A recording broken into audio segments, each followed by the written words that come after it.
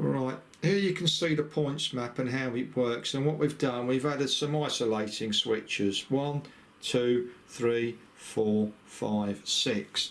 If you can just scan down slowly, and you can see here, that's fine like that, you can see here there's 1, 2, 3, 4, and what it is one is obviously down, back is on, up is off. So if you can scan up a little bit, I'm going to show you how isolation switch 2 works. So I'll bring out this train here, I'll move it back into this siding. Now what we've done is we've done it so you can store a train in a siding in front of another one. Now the Duchess of Atholl won't move because that's 3, so unless I widen that track it won't work. Now because I know this is 2, to bring this out I just flick 2 down and away it goes. Bring it back. If you can go down to the switch, lovey, so if you can get the switch as well. So you can hear the train move. I hit 2, bring it back, so lift it up again and the train will stop. I hit 2 and it will move again, and that's it. So I then turn 2 off again, bring the train out, and I can put it back. Now if I want the Duchess of Atholl, because that is switch 3, I activate 3 and out it comes. So I can use this siding to store a train on to get another out, and I turn 3 off and the Duchess of Atholl won't move.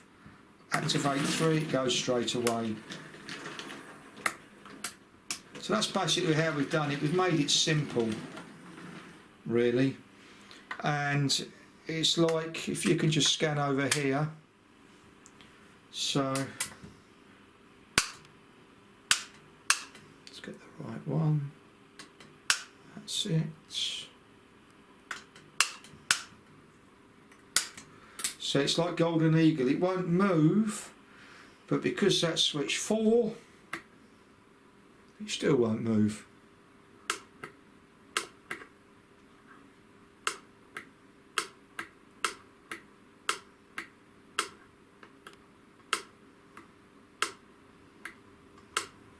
Let's see if I can sort this out while we're online.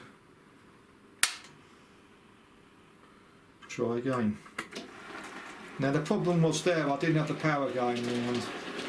So you can see Golden Eagle moves fine.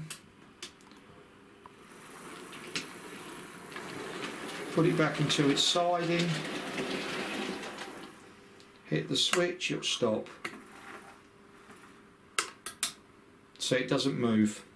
Now the reason we've done that is because the siding next to it, you can see you've got the Gay Crusader, I think it is, and you've got a Deltic. So the reason being is, if I want to use either of those trains, I can just go like this, move it,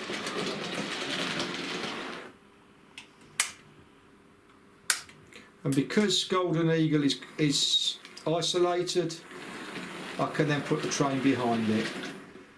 And then if I want to bring out the Deltic, because it's number 5, open the switch and away it goes. Don't need to bring it all the way out. There we go, isolate it, it won't move. Close it off.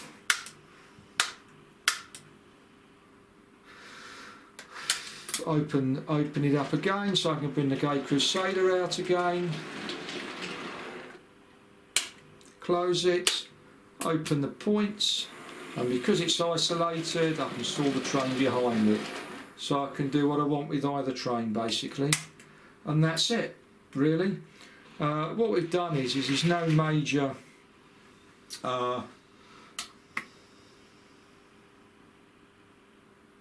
reason for it, is we've put some isolating switches here as well. So if you can pan around here, can you get round there? Is it possible to get the switch in as well if you come back? Is it possible to do that? Mm-hmm. And you can see here, now the reason we've done this is to isolate the main line should we need to. It helps if idiot's got the tender on the track, which is me.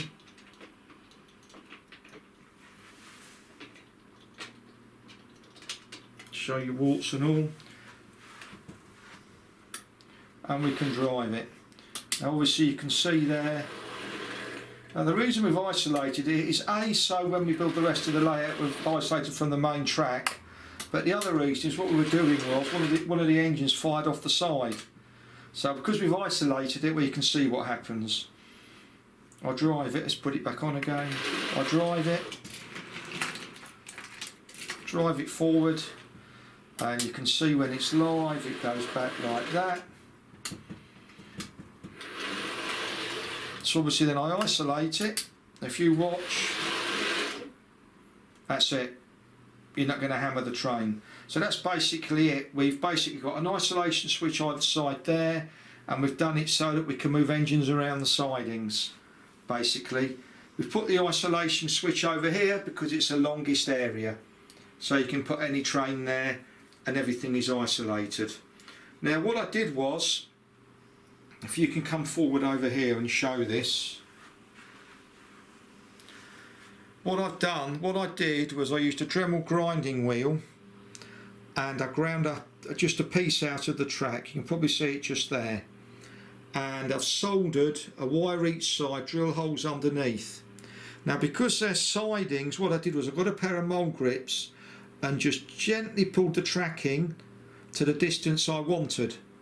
And it's the same with all the sidings. With some of them I tapped a hammer from behind to get them in, but they wouldn't move because of the gravel and the glue. So I just got a pair of mole grips and I gently just pulled the siding, obviously not the main track, and pulled it in close so the train can go over it fine. And that's basically how we've done it. Thank you.